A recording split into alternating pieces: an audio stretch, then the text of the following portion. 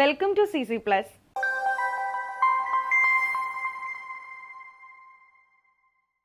നമ്മൾ ഇന്ന് ഡിസ്കസ് ചെയ്യാൻ പോകുന്നത് നമ്മൾ 10th എക്സാം ഒക്കെ ആവാറായില്ലേ.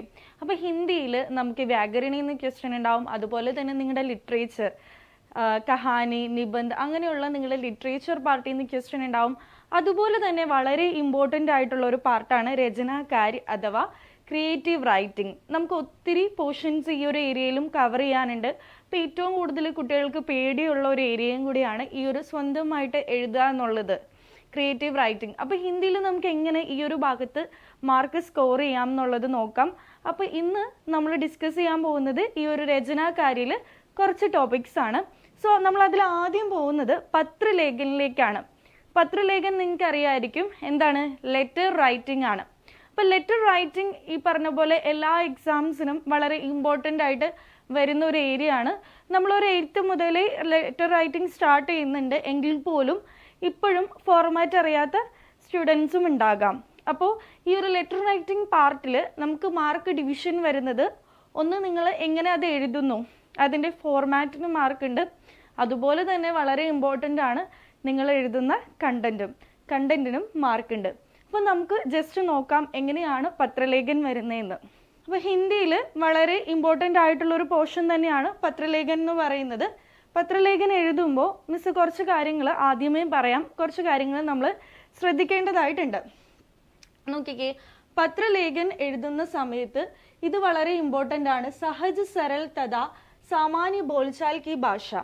നമ്മൾ വളരെ സിമ്പിൾ ആയിട്ടുള്ള എന്നാൽ ഈസി ആയിട്ട് മനസ്സിലാവുന്ന നമ്മളുടെ സംസാരിക്കുന്ന ഭാഷയിൽ എഴുതാൻ ശ്രദ്ധിക്കുക. പക്ഷെ അവിടെ നിങ്ങൾക്ക് കൺഫ്യൂഷൻ ഉണ്ടാവും. ഒരു ഒഫീഷ്യൽ ലെറ്റർ എഴുതുന്ന സമയത്ത് നമുക്ക് ഈ ഒരു സാധാരണ ഭാഷ യൂസ് ചെയ്യാൻ പറ്റുമോ, കുറച്ച് സ്റ്റാൻഡേർഡായിട്ട് എഴുതണ്ടേ എന്നുള്ളൊരു ഡൗട്ട് ഉണ്ടാവും. അപ്പോൾ ഇവിടെ സാധാരണ ഭാഷ അല്ലെങ്കിൽ സാമാന്യ ബോൾചാൽ കി ഭാഷ എന്ന് പറയുന്നത് നമുക്ക് ഫെമിലിയർ ആയിട്ടുള്ള വേർഡ്സ് വേണം നമ്മൾ അതിൽ യൂസ് ചെയ്യാനായിട്ട്. जिससे पत्र को प्राप्त करने वाला पत्र में व्यक्त भावों का अच्छी प्रकार से समझ सके.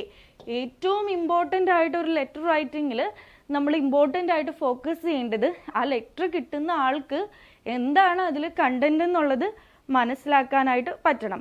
ഇപ്പോൾ ഒരു ലെറ്റർ റൈറ്റിംഗ് എന്ന് പറയുമ്പോൾ അതിൽ ഏറ്റവും ഇമ്പോർട്ടൻ്റ് ആയിട്ട് നിങ്ങൾ ഫോക്കസ് ചെയ്യേണ്ടത്, ഒന്ന് അത് എഴുതുന്ന ലാംഗ്വേജും, രണ്ട് അതിലെ കണ്ടന്റുമാണ്. ഒപ്പം ഫോർമാറ്റും ഇമ്പോർട്ടൻ്റ് ആയിട്ട് തന്നെ ശ്രദ്ധിക്കുക. ഇനി ഹിന്ദിയിൽ നമുക്ക് നോക്കിക്കഴിഞ്ഞിട്ടുണ്ടെങ്കിൽ, ഇപ്പോൾ ഇംഗ്ലീഷിലാണെങ്കിലും നിങ്ങൾ ലെറ്റർ റൈറ്റിംഗ് പഠിക്കുന്നുണ്ടാവും. രണ്ട് രീതിയിലുള്ള ലെറ്റർ റൈറ്റിംഗ് ആണ് നമുക്ക് വരുന്നത്, ഔപചാരിക് പത്രം, അനൗപചാരിക് പത്രം. ഔപചാരിക് പത്രം എന്ന് പറഞ്ഞിട്ടുണ്ടെങ്കിൽ എന്താണ്, ഒഫീഷ്യൽ പർപ്പസിനായിട്ട് നമ്മൾ എഴുതുന്നതാണ് അല്ലേ. നമുക്ക് ഡീറ്റെയിൽഡ് ആയിട്ട് നോക്കാം. ഒഫീഷ്യൽ ലെറ്ററും അനൗപചാരിക് എന്ന് പറഞ്ഞിട്ടുണ്ടെങ്കിൽ അൺഒഫീഷ്യൽ ലെറ്റർ ആണ്. അപ്പോൾ ഈ രണ്ട് ലെറ്റർ എഴുതുമ്പോഴും അതിൻ്റെ ഫോർമാറ്റിനും വ്യത്യാസമുണ്ട്, കണ്ടന്റിനും നമ്മൾ യൂസ് ചെയ്യുന്ന വേർഡ്സിനും വ്യത്യാസമുണ്ട്. അപ്പം നമുക്കത് നോക്കാം. ഫസ്റ്റ് നമ്മൾ നോക്കാൻ പോകുന്നത് ഫോർമൽ ലെറ്റർ അഥവാ ഒഫീഷ്യൽ ലെറ്റർ ആണ്, ഔപചാരിക് പത്ര. ഔപചാരിക് പത്ര ഉन्हें लिखा जाता है जिनसे हमारा कोई निजी संबंध ना है. നമ്മളുടെ സ്വന്തമായിട്ടുള്ള ഒരു ആൾക്കാർക്കല്ല നമ്മൾ എഴുതുന്നത് അല്ലേ, ഫ്രണ്ട്സിനോ റിലേറ്റീവ്സിനോ ഒക്കെ എഴുതുന്നതാണ് അനൗപചാരിക് പത്രം. അപ്പോൾ ഔപചാരിക് പത്രം എപ്പോഴും നമ്മൾ ഒഫീഷ്യൽ പർപ്പസിനായിട്ട് എഴുതുന്നതായിരിക്കും. जैसे व्यवसाय से संबंधित प्रधान आचार्य को लिखा प्रार्थना पत्र, आवेदन पत्र, सरकारी विभागों के लिए लिखे गए पत्र. അതായത് നമ്മൾ ബിസിനസ് ആവശ്യങ്ങൾക്കായിട്ട് എഴുതുന്ന ലെറ്ററോ, അല്ലെങ്കിൽ നമ്മളുടെ സ്കൂളിൽ തന്നെ ഇപ്പോൾ പ്രിൻസിപ്പലിന് എഴുതുന്നതോ, അല്ലെങ്കിൽ നിങ്ങൾ സാധാരണ എന്താ ലീവ് ആവുന്ന ദിവസം ലീവ് ലെറ്റർ എഴുതാറില്ലേ, ആ ലീവ് ലെറ്റേഴ്സോ, അതുപോലെ തന്നെ ആവേദൻ പത്രം നമ്മളുടെ എന്തെങ്കിലും ഒരു റിക്വസ്റ്റ് ലെറ്ററോ, അതുപോലെ തന്നെ ഗവൺമെൻറ് ഡിപ്പാർട്ട്മെൻറ്റ്സിൽ നമ്മൾ എഴുതുന്ന ലെറ്റേഴ്സോ, പോലീസിന് എഴുതുന്നതോ, അങ്ങനെ ഒരു ഒഫീഷ്യൽ പർപ്പസിന് വേണ്ടി നമ്മൾ എഴുതുന്ന ലെറ്ററിനെയാണ് ഔപചാരിക് പത്ര എന്ന് പറയുന്നത്. ഇനി എങ്ങനെയായിരിക്കണം ഔപചാരിക് പത്ര? औपचारिक पत्र की भाषा सहज और शिष्टापूर्ण होती है. ഇവിടെ ശിഷ്ടാപൂർണ്ണ വളരെ ഇമ്പോർട്ടൻ്റ് ആണ്. നമ്മൾ ഒരു ഫ്രണ്ട്ലി ലെറ്റർ എഴുതുന്നത് പോലെ നമുക്ക് ഒരിക്കലും ഔപചാരിക് പത്രം എഴുതാൻ പറ്റില്ല. അവിടുത്തെ ലാംഗ്വേജ് എന്ന് പറയുന്നത് ഈസി ആയിരിക്കണം, അതിൻ്റെ കൂടെ തന്നെ വളരെ സ്റ്റാൻഡേർഡ് ആയിട്ടുള്ള രീതിയിൽ, ഒഫീഷ്യൽ ആയിട്ടുള്ള രീതിയിൽ തന്നെ നമ്മൾ എഴുതണം. ശിഷ്ടാപൂർണ്ണ എന്ന് പറഞ്ഞു കഴിഞ്ഞാൽ എന്താ, സ്റ്റാൻഡേർഡ് ആയിട്ടുള്ള രീതിയിൽ വേണം നമ്മൾ വാക്കുകൾ യൂസ് ചെയ്യാനായിട്ട്. इन पत्रों में केवल काम या अपनी समस्या के बारे में ही बात कही जाते हैं. അതായത് നമുക്ക് നമ്മളുടെ പേഴ്സണൽ ആയിട്ടുള്ള ഒരു കാര്യങ്ങളോ അല്ലെങ്കിൽ വളരെ ഡീറ്റെയിൽഡ് ആയിട്ടൊന്നും നമ്മളൊരു ഫ്രണ്ട്ലി ലെറ്റർ എഴുതുന്ന പോലെ നമ്മുടെ വിശേഷങ്ങൾ അങ്ങോട്ട് പറഞ്ഞ് അല്ലെങ്കിൽ ഒരു ഡീറ്റെയിൽഡ് ആയിട്ട് നമ്മളുടെ വിഷയത്തെക്കുറിച്ച് നമുക്ക് എഴുതേണ്ട കാര്യമില്ല. നമ്മൾ എന്ത് പർപ്പസിനാണോ ഇപ്പോൾ എഴുതുന്നത് ആ പർപ്പസ് വളരെ ക്ലിയർ ആയിട്ട് മെൻഷൻ ചെയ്യുക എന്നുള്ളത് മാത്രമാണ് ഒഫീഷ്യൽ ലെറ്ററിൽ ചെയ്യേണ്ടത്. അപ്പോൾ ഒഫീഷ്യൽ ലെറ്റർ എന്ന് പറയുന്നത് നമ്മളെപ്പോഴും ഫോർമലാണ്. നമ്മൾ ഒരു ബിസിനസ് റിലേറ്റഡ് ആയിട്ടോ അല്ലെങ്കിൽ ഒരു ഗവൺമെൻറ്റിൻ്റെ എന്തെങ്കിലും ഒരു കാര്യങ്ങൾക്കോ അല്ലെങ്കിൽ ഇപ്പോൾ നിങ്ങൾക്ക് ഏറ്റവും സിമിലർ ആയിട്ട് നിങ്ങൾക്ക് തോന്നുന്നത് നിങ്ങളുടെ ലീവ് ലെറ്റേഴ്സ് അല്ലെങ്കിൽ നിങ്ങൾ പ്രിൻസിപ്പലിന് എഴുതുന്ന ലെറ്റേഴ്സ്, ഇപ്പോൾ സ്കോളർഷിപ്പ് വേണം, അതിന് നിങ്ങൾ യോഗ്യരാണ്, അപ്പോൾ അതിന് വേണ്ടിയിട്ട് നിങ്ങൾ അയക്കുന്ന റിക്വസ്റ്റ് ലെറ്റർ, അങ്ങനെയുള്ള ഒഫീഷ്യൽ പർപ്പസിനുള്ളതാണ് ഔപചാരിക് പത്ര എന്ന് പറയുന്നത്. ഔപചാരിക് പത്രയിൽ എപ്പോഴും സ്റ്റാൻഡേർഡ് ആയിട്ടുള്ള വാക്കുകൾ യൂസ് ചെയ്യാനായിട്ട് ശ്രദ്ധിക്കുക. ഇനി എപ്പോഴും ഡൗട്ടുള്ള ഒന്നാണ് എങ്ങനെയാണ് ഇതിൻ്റെ ഫോർമാറ്റ് കറക്റ്റ് ആയാൽ തന്നെ നിങ്ങൾക്ക് എന്ത് അതിൽ ഒരു പകുതി മാർക്കോളം നിങ്ങൾക്ക് സ്കോർ ചെയ്യാനായിട്ട് സാധിക്കും. അപ്പം ഞാനിവിടെ കൊടുത്തിരിക്കുന്ന ഒരു എക്സാമ്പിൾ എന്ന് പറയുന്നത് ഹെഡ് മാസ്റ്ററിന് എഴുതുന്ന പ്രധാന ആചാര്യന് എഴുതുന്ന ഒരു ലെറ്ററിൻ്റെ ആണ് മോഡൽ കൊടുത്തിരിക്കുന്നത്. സോ ഫസ്റ്റ് സേവാമീം എന്ന് പറയുന്നത് ആർക്കാണോ നിങ്ങൾ ലെറ്റർ എഴുതുന്നത് ആളുടെ ഇതാണ് എഴുതേണ്ടത്. അപ്പോൾ പ്രധാന ആചാര്യ വിദ്യാലയത്തിൻ്റെ പേര് എഴുതുക, അഡ്രസ്സ് എഴുതുക, നെയിം എഴുതുക, അഡ്രസ്സ് എഴുതുക. ഈ രണ്ട് കാര്യങ്ങൾ ഇവിടെ എഴുതുക. അതുപോലെ തന്നെ നെക്സ്റ്റ് എഴുതേണ്ടത് ദിനാങ്കാണ്. ദിനാങ്കം എന്ന് പറഞ്ഞു കഴിഞ്ഞാൽ എന്താ, ഡേറ്റ് ആണ്. എന്നാണ് നിങ്ങൾ ഈ ലെറ്റർ എഴുതുന്നത് ആ ഡേറ്റ് എഴുതുക. ദെൻ വിഷയമാണ് സബ്ജക്റ്റ്. എന്തിനാണ് നിങ്ങൾ എഴുതുന്നതെന്ന് വെച്ചാൽ ഇപ്പോൾ ഫോർ എക്സാമ്പിൾ നിങ്ങളുടെ നാട്ടിലേക്ക് പോവാണ്, നിങ്ങൾക്ക് കുറച്ച് ദിവസം അടുപ്പിച്ച് ഒരു 2 വീക്സോളം നിങ്ങൾക്ക് ലീവ് വേണം, അവിടെ എന്തെങ്കിലും ഒരു ഫങ്ഷനായിട്ട് പോവുകയാണ് എന്ന് വിചാരിക്കുക. അപ്പോൾ സോ ഓഫ് കോഴ്സ് നിങ്ങൾക്ക് പ്രിൻസിപ്പലിന് ലെറ്റർ എഴുതേണ്ടി വരും.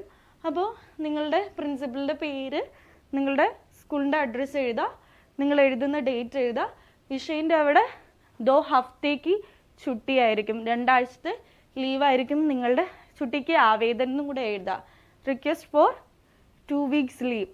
അപ്പോൾ നിങ്ങൾ സബ്ജക്റ്റ് കൊടുത്തു. അത് കഴിഞ്ഞിട്ട് നെക്സ്റ്റ് വേണ്ടത് എന്താണ്, സല്യൂട്ടേഷൻ ആണ്. സല്യൂട്ടേഷൻ എന്ന് പറഞ്ഞു കഴിഞ്ഞാൽ എന്താ, നിങ്ങൾ അദ്ദേഹത്തെ അഭിസംബോധന ചെയ്യുക. ഇപ്പോൾ നമുക്ക് ഹിന്ദിയിൽ വേണമെങ്കിൽ മഹോദയ് ജി അല്ലെങ്കിൽ മാന്യ മഹോദയ് അങ്ങനെ ഏത് വേണമെങ്കിലും കൊടുക്കാം.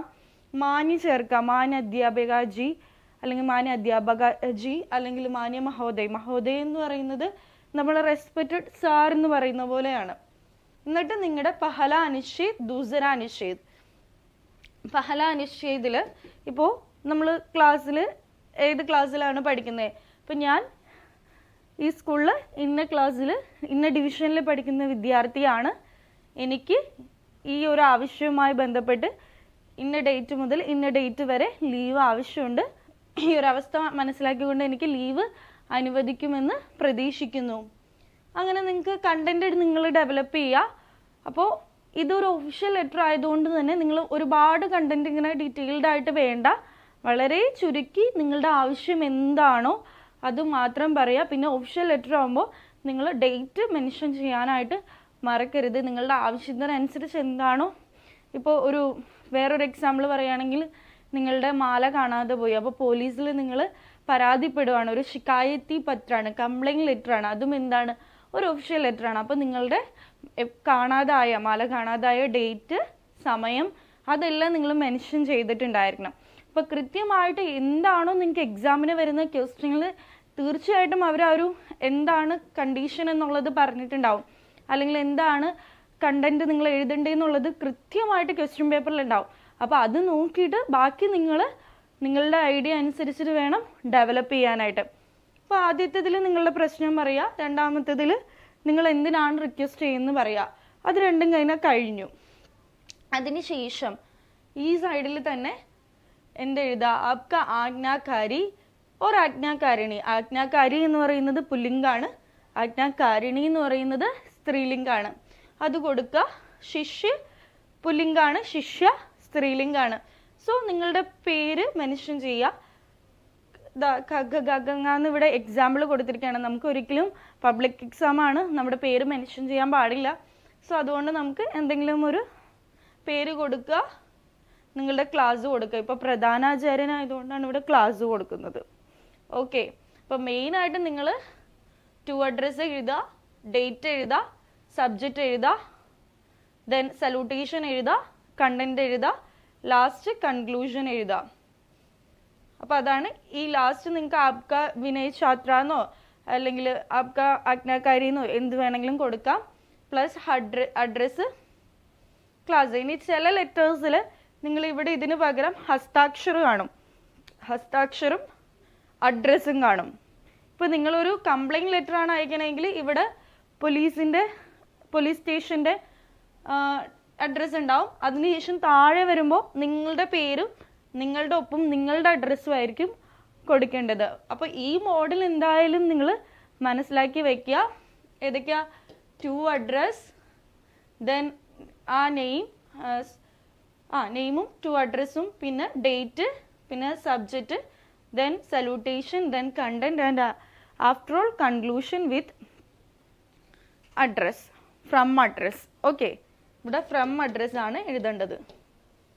മനസ്സിലായോ? അപ്പം ഇതാണ് നമ്മളുടെ ഈ ഒരു ഔപചാരിക് പത്രൻ്റെ സ്റ്റാൻഡേർഡ് ആയിട്ടുള്ള ഫോർമാറ്റ്. പക്ഷെ നിങ്ങളുടെ സ്കൂളിൽ ചിലപ്പോൾ ഇതിൽ നിന്നും വ്യത്യസ്തമായിട്ടായിരിക്കും പഠിപ്പിച്ചിരിക്കുക. എന്തായാലും ബേസിക് ആയിട്ടുള്ളൊരു ഫോർമാറ്റ് ഇതാണ്. ഇത് എഴുതിയാലും നിങ്ങൾക്ക് മാർക്ക് കിട്ടും. പിന്നെ അതുപോലെ തന്നെ നിങ്ങൾ ഫോർമാറ്റിൻ്റെ കൂടെ തന്നെ കണ്ടന്റും ശ്രദ്ധിക്കുക. ഇനി നമ്മൾ പോകാൻ പോകുന്നത് അനൗപചാരിക് പത്രമാണ്. അനൗപചാരിക് പത്രം എന്ന് പറഞ്ഞു കഴിഞ്ഞാൽ ഇൻഫോർമൽ ലെറ്റർ ആണ്. अनौपचारिक पत्र उन लोगों को लिखा जाता है जिनसे हमारा व्यक्तित्व संबंध रहता है. അതായത് നമ്മളുടെ ഫ്രണ്ട്സിനോ റിലേറ്റീവ്സിനോ നമുക്ക് പേഴ്സണലി അറിയാവുന്ന ആൾക്കാർക്ക് നമ്മൾ എഴുതുന്ന ലെറ്ററാണ് ഇൻഫോർമൽ ലെറ്റർ എന്ന് പറയുന്നത്.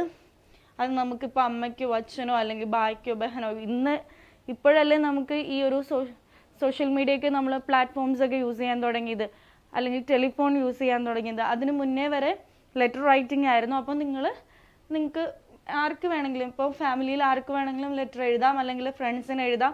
അവരുടെ ഹാൽ ചാൽ പൂച്ഛനെ, അതായത് അവർക്ക് സുഖമാണോ, അവരുടെ കാര്യങ്ങൾ അന്വേഷിക്കാൻ വേണ്ടി, അല്ലെങ്കിൽ നിമന്ത്രൺ എന്ന് പറഞ്ഞാൽ ഇൻവൈറ്റ് ചെയ്യാൻ. ഇപ്പോൾ നിങ്ങളുടെ ബർത്ത്ഡേ പാർട്ടി നടക്കുകയാണെങ്കിൽ നിങ്ങളുടെ ഫ്രണ്ടിനെ ഇൻവൈറ്റ് ചെയ്യണം. അപ്പോൾ നിമന്ത്രൺ കർണേക്ക് ലിയെ അവർ സൂചന, അല്ലെങ്കിൽ നിങ്ങൾക്ക് എന്തെങ്കിലും ഒരു ഇൻഫോർമേഷൻ പാസ് ചെയ്യണം. അപ്പോൾ ഒരു നെക്സ്റ്റ് വീക്ക് നിങ്ങൾ അവരുടേക്ക് ചെല്ലുന്നുണ്ട് എന്നുള്ളൊരു ഇൻഫോർമേഷൻ നിങ്ങൾക്ക് ഫ്രണ്ടിന് പാസ് ചെയ്യണം, അല്ലെങ്കിൽ റിലേറ്റീവിന് പാസ് ചെയ്യണം. സോ നിങ്ങൾക്ക് എന്തെങ്കിലും ഒരു ഇൻഫോർമേഷൻ കൊടുക്കാനായിട്ട് ഇങ്ങനെയുള്ള അവസ്ഥകളിൽ നമ്മൾ എഴുതുന്ന ലെറ്ററാണ് अनौपचारिक लेटर. ഇനി इन पत्रों में भाषा के प्रयोग में दोडी डील की जा सकती है. അതായത് ഇവിടെ നമുക്ക് നമ്മളുടെ കംഫോർട്ട് ആയിട്ടുള്ള ഒരു ലാംഗ്വേജ് നമുക്ക് യൂസ് ചെയ്യാം. നമുക്ക് നമ്മളുടെ ഫ്രണ്ട്സ് ആണ്, നമ്മളുടെ റിലേറ്റീവ്സ് ആണ്. അപ്പോൾ ഒരിക്കലും ഒരു ഒഫീഷ്യൽ ലെറ്റർ എഴുതുന്ന പോലെ നമ്മൾ ഒരു ഫോർമലായിട്ട് എഴുതണ്ട. നമുക്ക് നമ്മുടെ കംഫോർട്ട് ആയിട്ടുള്ള ലാംഗ്വേജിൽ എഴുതാവുന്നതാണ്. ഇനി ഇതിൽ നമുക്ക് ഒരു ഇത്രേ ശബ്ദ പാടുള്ളൂ, ഇത്ര വേർഡ്സിനുള്ളിൽ നിങ്ങൾ ലെറ്റർ എഴുതണം എന്നുള്ള ഒരു നിർബന്ധമില്ല. നിങ്ങൾക്ക് എത്ര വേണമെങ്കിലും എഴുതാം. മറ്റേത് ഒഫീഷ്യലിൽ അങ്ങനെ പറ്റില്ല. ലെറ്റർ ഒരുപാട് എക്സ്പാൻഡ് ചെയ്യാൻ പറ്റില്ല, വളരെ ചുരുക്കി വേണം എഴുതാനായിട്ടെന്ന് നമ്മൾ പറഞ്ഞു. പക്ഷെ ഇവിടെ നിങ്ങൾക്ക് അങ്ങനത്തെ യാതൊരുവിധ ഒരു ലിമിറ്റേഷനും ഇല്ല. നിങ്ങൾക്ക് എത്ര വേണമെങ്കിലും നിങ്ങളുടെ കണ്ടന്റ് നിങ്ങൾക്ക് ആഡ് ചെയ്ത് നിങ്ങളുടെ ലെറ്ററിനെ നിങ്ങൾക്ക് ഡെവലപ്പ് ചെയ്യാം. കാരണം ഇത് എന്തിനു വേണ്ടിയുള്ളതാ? ജസ്റ്റ് അങ്ങോട്ടും ഇങ്ങോട്ടും സംസാരിക്കുന്നതിന് വേണ്ടി, കമ്മ്യൂണിക്കേഷന് വേണ്ടി ഉള്ളതാണ്. അതായത് നിങ്ങൾക്ക് എത്ര വേണമെങ്കിലും കണ്ടന്റ്, നിങ്ങളുടെ ഇപ്പോൾ വിശേഷം ചോദിക്കാം, അല്ലെങ്കിൽ നിങ്ങളുടെ നടന്ന സംഭവങ്ങൾ പറയാം. അങ്ങനെയുള്ള ഏത് രീതിയിൽ വേണമെങ്കിലും നിങ്ങൾക്ക് എക്സ്പാൻഡ് ചെയ്ത് പോവാം. പക്ഷെ എക്സാമിന് എഴുതുന്ന സമയത്ത് നമുക്ക് ടൈമും ഇമ്പോർട്ടൻ്റ് ആണ്. അപ്പോൾ ആ രീതിയിൽ ആൻസർ ചെയ്യാം. ഇപ്പോൾ ഒരു എക്സാമ്പിൾ കൊടുത്തിരിക്കുകയാണ്. ഇവിടെ നിങ്ങളുടെ പേരുണ്ടാവും, സുഭാഷ് നഗർ, ദൈ ദില്ലി, ഡേറ്റ്, പ്രിയ മിത്ര, തുമാരി മിത്ര. ഞാൻ ഒരു എക്സാമ്പിൾ പറയാം. ഇപ്പോൾ നിങ്ങളുടെ ഒരു ഡിയറസ്റ്റ് ആയിട്ടുള്ള ഒരു ഫ്രണ്ടിന് ലെറ്റർ അയക്കുകയാണ് എന്നുണ്ടെങ്കിൽ നിങ്ങൾക്ക് ടു അഡ്രസ്സ് കൊടുക്കുക, ഡേറ്റ് കൊടുക്കുക, നിങ്ങളുടെ പ്രിയ മിത്ര എന്ന് പറഞ്ഞിട്ട് നിങ്ങളുടെ ഒരു എന്താണ് നിങ്ങൾ ഉദ്ദേശിക്കുന്നത്, എന്തിനു വേണ്ടിയാണ്. ഇപ്പോൾ ജന്മദിനാണെങ്കിൽ നിനക്കറിയാലോ. നിനക്ക് ആദ്യം ഈ ഒരു അനൗപചാരിക ലെറ്ററിൽ ഏറ്റവും ഇമ്പോർട്ടൻ്റ് ആയിട്ട് നിങ്ങൾക്ക് ശ്രദ്ധിക്കേണ്ട ഒരു കാര്യം, നിങ്ങൾ ആദ്യം തന്നെ നിങ്ങളുടെ കാര്യങ്ങൾ പറയല. അവർക്ക് സുഖമാണോ, അവരുടെ കാര്യമാണ് ആദ്യം അന്വേഷിക്കേണ്ടത്. അപ്പോൾ എന്ത് ചോദിക്കാം നമുക്ക്, ആപ് കൈസേ ഹേ, മുझे लगता है आप ठीक हूँ, എനിക്ക് തോന്നുന്നു നിങ്ങൾ അവിടെ സുഖമായിട്ടിരിക്കുന്നു എന്ന്. നിനക്കറിയാലോ ഈ വരുന്ന ഈ ഡേറ്റിൽ എൻ്റെ ബർത്ത്ഡേ ആണ്, സോ ബർത്ത്ഡേ പാർട്ടി നടത്തുന്നുണ്ട്, നീയും ഫാമിലിയും അറ്റൻഡ് ചെയ്യണം. അങ്ങനെ പറഞ്ഞ് നിങ്ങൾക്ക് കണ്ടന്റ് ഡെവലപ്പ് ചെയ്യാം. നിങ്ങൾക്ക് എന്താണ് ക്വസ്റ്റ്യൻ പേപ്പറിൽ തരുന്നത് അതിനനുസരിച്ചിട്ട് വേണം കണ്ടന്റ് ഡെവലപ്പ് ചെയ്യാനായിട്ട്. ഇവിടെ നിങ്ങൾക്ക് ഇതൊരു ഫോർമാറ്റാണ്. അതല്ലാതെ ഫ്രം അഡ്രസ്സും ടു അഡ്രസ്സും ആദ്യം കൊടുത്തിട്ട് പിന്നെ ദിനാങ്ക് കൊടുത്ത് സാധാരണ പോലെ വേണമെങ്കിലും നിങ്ങൾക്ക് ലെറ്റർ എഴുതാം. ഫ്രം അഡ്രസ്സും അതിന് ശേഷം ടു കൊടുക്കുക, ദെൻ ഡേറ്റ് കൊടുത്ത് സല്യൂട്ടേഷൻ കൊടുത്ത് നിങ്ങൾക്ക് വേണമെങ്കിൽ അങ്ങനെയും ലെറ്റർ എഴുതാം. അനൗപചാരിക ലെറ്റർ ഈ ഒരു ഫോർമാറ്റ് ഫോളോ ചെയ്താലും കുഴപ്പമില്ല. പക്ഷെ കണ്ടന്റ് എഴുതുമ്പോൾ നിങ്ങൾ ആദ്യം അവരുടെ കാര്യങ്ങളും കൂടി അന്വേഷിക്കാനായിട്ട് ശ്രദ്ധിക്കുക. അതിനുശേഷം നമുക്ക് നമ്മളുടെ സാധാരണഗതിയിൽ എങ്ങനെ വേണമെങ്കിലും ലാംഗ്വേജ് ഡെവലപ്പ് ചെയ്ത് കൊണ്ടുപോകാം. പിന്നെ ഇവിടെ എല്ലാം ഇമ്പോർട്ടൻ്റ് ആയിട്ട് നിങ്ങൾക്ക് മാർക്ക് പോകുന്ന ഒരു കാര്യം സെൻറ്റൻസ് കൺസ്ട്രക്ഷനിലായിരിക്കും അല്ലേ. അപ്പോൾ എപ്പോഴും നിങ്ങൾ ശ്രദ്ധിക്കേണ്ട ഒരു കാര്യം, നിങ്ങൾ പാസ്റ്റ് ടെൻസിൽ സെൻറ്റൻസ് കൺസ്ട്രക്ട് ചെയ്യുന്ന സമയത്ത് ഈ ഒരു ധാ യൂസ് ചെയ്യുക. ഓക്കെ, ഇതൊരു ടിപ്പാണ്. പാസ്റ്റ് ടെൻസിൽ നിങ്ങൾ സെൻറ്റൻസ് കൺസ്ട്രക്ട് ചെയ്യുകയാണെങ്കിൽ ധാ യൂസ് ചെയ്യുക. പാസ്റ്റ് കണ്ടിന്യൂസ് ടെൻസ് ആണെങ്കിൽ രഹാ ധാ യൂസ് ചെയ്യുക. പ്രസൻറ്റ് ടെൻസ് ആണെങ്കിൽ നിങ്ങൾക്ക് ഹേ യൂസ് ചെയ്യാം. അല്ല ഫ്യൂച്ചർ ടെൻസ് ആണെങ്കിൽ ഇപ്പം ആയേഗ, കണ്ടോ, ഈ ഘാ ചേർത്താൽ മതി, ഈ ഘാ യൂസ് ചെയ്യുക. സോ അങ്ങനെ നിങ്ങൾക്ക് മാർക്ക് പോവാതെ നോക്കാം. അതുപോലെ തന്നെ നെയിമിൽ തുടങ്ങുന്ന സെൻറ്റൻസ് എല്ലാം തന്നെ ഹുമ്മിൽ എൻഡ് ചെയ്യാനായിട്ട് ശ്രദ്ധിക്കുക. മെയിമിൽ തുടങ്ങുന്ന സെൻറ്റൻസ് ഒരിക്കലും, ഇപ്പോൾ നിങ്ങൾക്ക് അറിയുമായിരിക്കും, മെയിമിൽ തുടങ്ങുന്നത് ഒരിക്കലും ഹേയിലൊന്നും എൻഡ് ചെയ്യില്ല, ഹുമ്മിൽ തന്നെ എൻഡ് ചെയ്യാനായിട്ട് ശ്രദ്ധിക്കുക. പിന്നെ നിങ്ങൾക്ക് ടിപ്പായിട്ട് പറഞ്ഞു തരാൻ പറ്റുന്നത്, നിങ്ങൾ പുല്ലിംഗാണ് എന്നുണ്ടെങ്കിൽ ഈ ഒരു കാ യൂസ് ചെയ്യുക. സ്ത്രീലിംഗാണെങ്കിൽ അതിനുശേഷം, അത് പലപ്പോഴും കൺഫ്യൂഷനാണ്, നമുക്ക് കായാണോ കീ ആണോ ഏതാണ് യൂസ് ചെയ്യേണ്ടതെന്ന്. കായും കീയും യൂസ് ചെയ്യുക. പ്ലൂറൽ ആണെങ്കിൽ കോ യൂസ് ചെയ്യുക. സിംഗുലർ ആണ് എന്നുണ്ടെങ്കിൽ കെ യൂസ് ചെയ്യുക. ഓക്കെ, സെൻറ്റൻസ് കൺസ്ട്രക്ട് ചെയ്യുമ്പോൾ സമയത്ത് ശ്രദ്ധിക്കേണ്ടത്, സിംഗുലർ ആണെങ്കിൽ കെ യൂസ് ചെയ്യാം, പ്ലൂറൽ ആണെങ്കിൽ കോ യൂസ് ചെയ്യുക, പുല്ലിംഗാണെങ്കിൽ കാ യൂസ് ചെയ്യുക, സ്ത്രീലിംഗാണെങ്കിൽ കീ യൂസ് ചെയ്യുക. മോസ്റ്റ് ജനറലി ഇങ്ങനെ തന്നെ ആയിരിക്കും സെൻറ്റൻസ് കൺസ്ട്രക്ട് ചെയ്യുമ്പോൾ നിങ്ങൾ ശ്രദ്ധിക്കേണ്ടത്. അതുപോലെ തന്നെ നിങ്ങൾ മലയാളത്തിൽ ആലോചിച്ച് അല്ലെങ്കിൽ ഇംഗ്ലീഷിൽ ആലോചിച്ചിട്ട് അത് മാക്സിമം ഹിന്ദിയിലേക്ക് കറക്റ്റായിട്ട് കൺവേർട്ട് ചെയ്യാനായിട്ട് ശ്രദ്ധിക്കുക. ഇനി നമുക്ക് അടുത്ത രചനാകാരിയിലേക്ക് പോവാം. അടുത്ത ഇതുപോലെ നിങ്ങൾക്ക് ക്വസ്റ്റ്യൻ വരുന്ന ഒരു ഏരിയ ആണ് അനിശ്ചിത ലേഖൻ. എന്തെങ്കിലും ഒരു ടോപ്പിക്ക് തന്നിട്ട് അതിനെക്കുറിച്ച് നിങ്ങളോട് പാരഗ്രാഫ്സ് എഴുതാൻ പറയും. ഇപ്പോൾ സ്റ്റേറ്റ് സിലബസ് ആണെങ്കിൽ മേ ബി ഉപന്യാസം എഴുതാനാണ് പറയുക. ഉപന്യാസം എന്താണ്? പാരഗ്രാഫ്സ് തന്നെയാണ്. അപ്പം അനിശ്ചിത ലേഖൻ, അനിശ്ചിത് എന്ന് പറഞ്ഞു കഴിഞ്ഞാൽ അനിശ്ചിത് ശബ്ദ് എന്ന് പറയുന്നത് എന്തിൻ്റെയാണ്? ഇംഗ്ലീഷിൽ എന്താ നമ്മൾ പറയുന്നത്? പാരഗ്രാഫാണ്. അപ്പോൾ പാരഗ്രാഫ് എന്നുള്ളതിൻ്റെ ഇംഗ്ലീഷിൽ പാരഗ്രാഫ് എന്നുള്ളതിൻ്റെ ഹിന്ദി വേർഡാണ് അനിശ്ചിത്. അനിശ്ചിത ലേഖൻ എന്ന് പറയുമ്പോൾ നിങ്ങൾക്ക് നിബന്ധം അല്ലെങ്കിൽ ഉപന്യാസം ഒക്കെ ആയിട്ട് നിങ്ങളോട് ക്വസ്റ്റ്യൻ ചോദിക്കാം. എനിക്ക് തോന്നുന്നു സ്റ്റേറ്റ് സിലബസിന് ഉപന്യാസം എന്നുള്ള രീതിയിലും CBSEയിൽ ഇത് അനിശ്ചിത ലേഖൻ എന്നുള്ള തന്നെ രീതിയിലാണ് ക്വസ്റ്റ്യൻ വരിക. അപ്പോൾ ഇതിൽ ഒരു 80 തൊട്ട് 100-നുള്ളിൽ നിൽക്കുന്ന രീതിയിൽ വേണം നിങ്ങൾ, ഇത്രയും വേർഡ്സിനുള്ളിൽ വേണം അനിശ്ചിത ലേഖൻ കംപ്ലീറ്റ് ചെയ്യാനായിട്ട്. അപ്പം നമ്മൾ ഇപ്പം അനിശ്ചിത ലേഖനിലാണെങ്കിലും അതുപോലെ തന്നെ ഉപന്യാസ ലേഖനിലാണെങ്കിലും വളരെ ഇമ്പോർട്ടൻ്റ് ആയിട്ട് ശ്രദ്ധിക്കേണ്ട 3 കാര്യങ്ങളാണ്. 1 ഇൻട്രൊഡക്ഷൻ, 2 ബോഡി, 3 കൺക്ലൂഷൻ. അപ്പം നമ്മൾ പറഞ്ഞു വന്നത് ഇപ്പോൾ പര്യാവരൺ പ്രദൂഷണമാണ് നിങ്ങൾക്ക് തരുന്ന ഒരു സബ്ജക്റ്റ് എങ്കിൽ ഫസ്റ്റ് നിങ്ങൾക്ക് ഇൻട്രൊഡക്ഷനിൽ പര്യാവരണം എന്താണെന്ന് എഴുതാം. ദെൻ കണ്ടന്റിലേക്ക് വരുമ്പോൾ ഇത് കുറച്ചും കൂടി ഡെവലപ്പ് ചെയ്ത് നിങ്ങൾ എഴുതണം, ഞാൻ എക്സാമ്പിൾ പറയുന്നതാണ്. ദെൻ നിങ്ങൾ കണ്ടന്റിലേക്ക് വരുമ്പോൾ നിങ്ങൾക്ക് പര്യാവരണത്തിൽ എന്തൊക്കെ ടൈപ്പ് ഓഫ് പ്രദൂഷണമാണ് ഇപ്പോൾ നേരിടുന്നത്, ലാസ്റ്റത്തേൽ നിങ്ങളുടെ വ്യൂ പോയിന്റ് അതെങ്ങനെ നിങ്ങൾക്ക് അവോയ്ഡ് ചെയ്യാം അല്ലെങ്കിൽ അതിന് വേണ്ടിയിട്ട് നിങ്ങൾക്ക് എന്തൊക്കെ മെഷേഴ്സ് എടുക്കാം എന്നുള്ളത് നോട്ട് ചെയ്യാം. സോ ഇത്തരത്തിൽ ഇപ്പോൾ ഒരു അനിശ്ചിത ലേഖനമാണെങ്കിലും നിങ്ങൾ ഈ ഒരു ഫോർമാറ്റ് പിന്തുടരുക.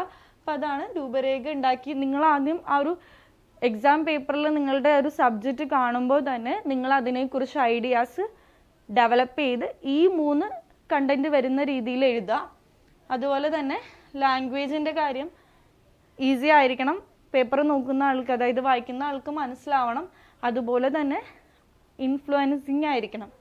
അപ്പം ഇതൊക്കെ വേണമെന്നുണ്ടെങ്കിൽ നിങ്ങൾ ധാരാളം ടെക്സ്റ്റ് ബുക്ക് വായിക്കുക. ഇപ്പം നമ്മളെ സംബന്ധിച്ച് നിങ്ങൾക്ക് വേറെ ബുക്സ് വായിക്കാനുള്ള ടൈമൊക്കെ കുറവായിരിക്കും. അപ്പോൾ ഹിന്ദി ടെക്സ്റ്റ് ബുക്ക് തന്നെ നന്നായിട്ട് വായിച്ച് നിങ്ങളുടെ വൊക്കാബുലറി നിങ്ങൾ എക്സ്പാൻഡ് ചെയ്ത് കഴിഞ്ഞാൽ ഈ പറയുന്ന വേർഡ്സ് നിങ്ങൾക്ക് താനേ വരും. അതുപോലെ തന്നെ ഗ്രാമാറ്റിക്കലി ഇപ്പോൾ കുറച്ച് ടിപ്സ് ഞാൻ പറഞ്ഞു തന്നായിരുന്നു, ആ കാര്യങ്ങളും നിങ്ങൾ ശ്രദ്ധിക്കുക. ഇനി ഏക് he Baat co Bare bar ഞാ ദൊഹരായേ, നമുക്ക് കണ്ടന്റ് കിട്ടുന്നില്ല, അതുപോലെ തന്നെ മാർക്ക് വേണം എന്നുണ്ടെങ്കിൽ നമുക്ക് റിപ്പീറ്റേഷൻ ഒരിക്കലും അലോ ചെയ്യാൻ പറ്റില്ല. ഒരു കാര്യം തന്നെ പറഞ്ഞ കാര്യം തന്നെ ഒരു വീണ്ടും വീണ്ടും വീണ്ടും ആ വേർഡ്സ് റിപ്പീറ്റ് ചെയ്തുകൊണ്ട് കാര്യമില്ല. നിങ്ങൾ അതാ ഞാൻ പറഞ്ഞ വൊക്കാബുലറി എക്സ്പാൻഡ് ചെയ്യണം. അനാവശ്യക് വിസ്താർ സെ ബച്ചോ ലേക്കിൻ വിഷയ സെ നാ ഹടോ. അതുപോലെ തന്നെ സബ്ജക്റ്റ് റിലേറ്റഡ് ആയിട്ട് ഇങ്ങനെ കാട് കയറി ഒരുപാട് നമുക്ക് ഈ വിഷയം കിട്ടുന്നില്ല എന്നാൽ വേറെ ഏതെങ്കിലും വിഷയത്തെക്കുറിച്ച് എഴുതി വെച്ചിട്ട് കാര്യമില്ല. സബ്ജക്റ്റ് ഓറിയൻറ്റഡ് ആയിട്ട് തന്നെ നിങ്ങൾക്ക് എന്ത് ടോപ്പിക്കാണോ എക്സാമിന് തന്നിട്ടുള്ളത് ആ ടോപ്പിക്കിൽ തന്നെ ഫോക്കസ് ചെയ്ത് നിങ്ങൾ എക്സ്പ്ലെയിൻ ചെയ്യുക. അല്ലാണ്ട് ഇതുമായിട്ട് അല്ലാതെ നിങ്ങൾ എന്തെങ്കിലും എഴുതി വെച്ചു കുറേ എഴുതി എന്നുള്ളത് കൊണ്ട് കാര്യമില്ല. നിങ്ങൾ ആദ്യം തന്നെ നിങ്ങളുടെ മനസ്സിലൊരു ഐഡിയ ടോപ്പിക്കിനെ കുറിച്ച് ഉണ്ടാക്കുക. അതുപോലെ തന്നെ ഈ 3 കാര്യങ്ങൾ വരുന്നുണ്ടോ എന്ന് നിങ്ങൾ എൻഷുർ ചെയ്യുക. അതുപോലെ തന്നെ റിപ്പീറ്റേഷൻ വരാതെ നോക്കുക. അതുപോലെ തന്നെ ഫൈനലി നിങ്ങൾ എന്ത് ചെയ്യുക, ഈ ഒരു എക്സ്പ്ലനേഷൻ കറക്റ്റായിട്ട് കൊടുക്കുക. അല്ലാണ്ട് വെറുതെ കുറേ എഴുതി വെച്ചിട്ട് കാര്യമില്ല. അതുപോലെ തന്നെ അനുച്ഛേദ ലേഖനാണെങ്കിലും ഉപന്യാസ ലേഖനാണെങ്കിലും ശീർഷക് ഹെഡിങ് നല്ല അട്രാക്റ്റീവായിട്ട് തന്നെ വേണം. ഇപ്പോൾ ഇവിടെ ഒരു എക്സാമ്പിൾ കൊടുത്തിട്ടുണ്ട്, സമയ കിസി കെ ലിയെ നെഹി രുക്ത, സമയക്ക് പ്രാധാന്യ കെ ബാരേമേ ഏക് അനുച്ഛേദ് ഹം ഹെ. സമയത്തിനെ കുറിച്ച്, ടൈമിനെ കുറിച്ചുള്ള ഒരു അനുച്ഛേദമാണ്. അപ്പോൾ നമുക്ക് ആ ഒരു ഹെഡിങ് തന്നെ നമുക്ക് വായിക്കുമ്പോൾ വളരെ വ്യക്തമായിട്ട് എന്താണ് ഈ ഒരു അനുച്ഛേദം എന്നുള്ളത് കിട്ടുന്നുണ്ട്. ഇപ്പം ഹെഡിങ് നിങ്ങൾ എന്താണ് ആകർഷകമാക്കണം, പ്രഭാവശാലി ആക്കണം എന്ന് കരുതി, പക്ഷേ സബ്ജക്റ്റിൽ നിന്ന് എന്ത് മാറരുത്, തെന്നി മാറരുത്. എന്താണോ നിങ്ങൾക്ക് എഴുതാൻ തന്നിട്ടുള്ള ആ അനുച്ഛേദമായിട്ട് റിലേറ്റഡ് ആയിട്ടുള്ള തന്നെ ഹെഡിങ് വേണം. അപ്പോൾ സമയം ആർക്ക് വേണ്ടിയും കാത്തു നിൽക്കില്ല എന്നുള്ളതാണ് സമയ കിസിക്കലിയെ നെഹിരുക്ത. അപ്പോൾ ഇതാ ഇവിടെ ഞാൻ എല്ലാം ഫുൾ എക്സ്പ്ലെയിൻ ചെയ്യുന്നില്ല, ജസ്റ്റ് പറഞ്ഞുതരാം. സമയം നിരന്തർ ബിതാത്ത രഹത്താ ഹെ കബി കിസിക്കലിയെ നെഹി ടെഹ്റാത്ത. സമയം എന്ന് പറയുന്നത് മുന്നോട്ട് പോയിക്കൊണ്ടിരിക്കുകയാണ്, ആർക്കും വേണ്ടി അത് കാത്തു നിൽക്കില്ല. അപ്പം നമ്മളത് ഇൻട്രൊഡക്ഷനെ കൊടുത്തേ. ജോ വ്യക്തി സമയക്കോ മോൽ കോ പഹചാൻതാ ഹെ വഹ് ജീവൻ മേ സഫലത പ്രാപ്ത് കർത്താ ഹെ. ഏത് വ്യക്തിയാണോ ടൈമിൻ്റെ വില മനസ്സിലാക്കുന്നത് അവരാണ് ലൈഫിൽ എന്ത് ചെയ്യുള്ളൂ, വിജയിക്കുള്ളൂ. സമയ ബീത് ജാനെ പർ കിയെ ഗയ കാര്യ കാ കോയി ഫൽ പ്രാപ്തി നഹി ഹോത്ത. അതായത് നമ്മൾ ടൈം ഇന്നത്തെ സമയം ഇന്ന് തന്നെ വിലപ്പെട്ടതാണ്. നമ്മൾ ഇന്നത്തെ ടൈം നല്ല രീതിയിൽ വിനിയോഗിച്ചില്ല എന്നുണ്ടെങ്കിൽ നമുക്ക് ഒരിക്കലും ഒരു റിസൾട്ട് ഉണ്ടാക്കാൻ പറ്റില്ല. ടൈം വേസ്റ്റ് ചെയ്ത് കളഞ്ഞിട്ട് കാര്യമില്ല, ടൈം തിരിച്ചു വരില്ല എന്നുള്ളതാണ് ഇതിൽ ആകെ മൊത്തം പറയുന്നത്. പിന്നെ നമുക്ക് ചെയ്യേണ്ട കാര്യങ്ങൾ അന്നന്ന് തന്നെ ചെയ്യാം, നാളെ ചെയ്യാം, അല്ലെങ്കിൽ അത് കഴിയട്ടെ, അല്ലെങ്കിൽ അടുത്ത ആഴ്ച ആവട്ടെ എന്ന് പറഞ്ഞാൽ സമയം ഇങ്ങനെ പോയിക്കൊണ്ടിരിക്കും. ഇന്ന് ചെയ്യേണ്ടത് ഇപ്പോൾ തന്നെ ചെയ്ത് തീർക്കാനായിട്ട് ശ്രദ്ധിക്കുക. അങ്ങനെ നമ്മളുടെ ആ ഒരു അങ്ങനെയാണ് ഈ ഒരു കണ്ടന്റ് ഡെവലപ്പ് ചെയ്യുന്നത്. അവസാനം കബീർ ദാസിൻ്റെ ഒരു ദോഹയോടുകൂടിയാണ് ഈ ഒരു അനുച്ഛേദം അവസാനിക്കുന്നത്. അപ്പോൾ ആ ദോഹയിലും പറയുന്നത് എന്താണ്, ഇന്ന് ചെയ്യേണ്ടത് ഇപ്പോൾ തന്നെ ചെയ്യാം, നാളത്തേക്ക് ചെയ്യാനായിട്ട് മാറ്റി വെച്ച് കഴിഞ്ഞാൽ ആർക്കും വേണ്ടി സമയം കാത്തു നിൽക്കുന്നില്ല. സോ കൺക്ലൂഷനിലെത്തി. അപ്പോൾ അങ്ങനെ നിങ്ങൾ ഈ പറയുന്ന പോലെ കണ്ടന്റ് തരുമ്പോൾ ഹെഡിങ് എഴുതുക, ഈ പറയുന്ന പോലെ എന്ത് ചെയ്യുക, ഡെവലപ്പ് ചെയ്യുക. അപ്പം നിങ്ങൾക്ക് ഏകദേശം ഒരു ഐഡിയ കിട്ടിയിട്ടുണ്ടാവും. അപ്പോൾ ഇന്ന് നമ്മൾ ഡിസ്കസ് ചെയ്തത് 2 ടോപ്പിക്സ് ആണ്, പത്രലേഖനം അതുപോലെ തന്നെ അനുച്ഛേദ ലേഖനം. അപ്പോൾ ഇങ്ങനെയുള്ള കൂടുതൽ ടോപ്പിക്സുകൾ നിങ്ങൾക്ക് കിട്ടാനായിട്ട്, അതുപോലെ തന്നെ നിങ്ങൾക്ക് എന്തെങ്കിലും ഡൗട്ട്സ് ഉണ്ടെങ്കിൽ അത് 1-to-1 സെക്ഷൻസ് ആയിട്ട് ക്ലിയർ ചെയ്യാനായിട്ട് നമ്മളുടെ CC+ൽ എക്സ്പേർട്ട് ആയിട്ടുള്ള ട്യൂട്ടേഴ്സ് ഉണ്ട്. അപ്പോൾ നിങ്ങൾക്ക് ഇവിടെ നോക്കിക്കഴിഞ്ഞിട്ടുണ്ടെങ്കിൽ നമ്മളുടെ സ്പെഷ്യാലിറ്റീസ് നമ്മൾ പറയുന്നുണ്ട്. നമുക്ക് എക്സ്പേർട്ട് ട്യൂട്ടേഴ്സ് ഉണ്ട്, ലൈവ് ക്ലാസ്സുകളുണ്ട്, നിങ്ങൾക്ക് ഡൗട്ട്സ് ക്ലിയർ ചെയ്യാം. ഇത് കൂടുതലും നമ്മൾ ഹിന്ദി എന്നൊക്കെ പറയുമ്പോൾ ഇത് നമ്മൾ എത്ര തന്നെ എക്സ്പ്ലെയിൻ ചെയ്തിട്ട് കാര്യമില്ല. നിങ്ങൾ നന്നായിട്ട് അത് ആക്ടിവിറ്റീസ് ചെയ്ത് തന്നെ പഠിക്കണം. അപ്പോൾ അതുകൊണ്ട് തന്നെ നിങ്ങൾക്ക് വർക്ക്ഷീറ്റും ആക്ടിവിറ്റീസും ഒക്കെ തരാനായിട്ട് നമുക്ക് ഇവിടെ എക്സ്പേർട്ട് ഗൈഡൻസ് അവൈലബിൾ ആണ്. അപ്പോൾ ഇതെല്ലാം അവൈലബിൾ ആണെന്നുണ്ടെങ്കിൽ നിങ്ങൾ ഉടനെ തന്നെ CC+ൽ ഈ കാണുന്ന നമ്പറിൽ കോൺടാക്ട് ചെയ്ത് ജോയിൻ ചെയ്യുക. അപ്പോൾ മറ്റൊരു സെക്ഷനുമായിട്ട് നമുക്ക് നെക്സ്റ്റ് ക്ലാസ്സിൽ കാണാം. താങ്ക്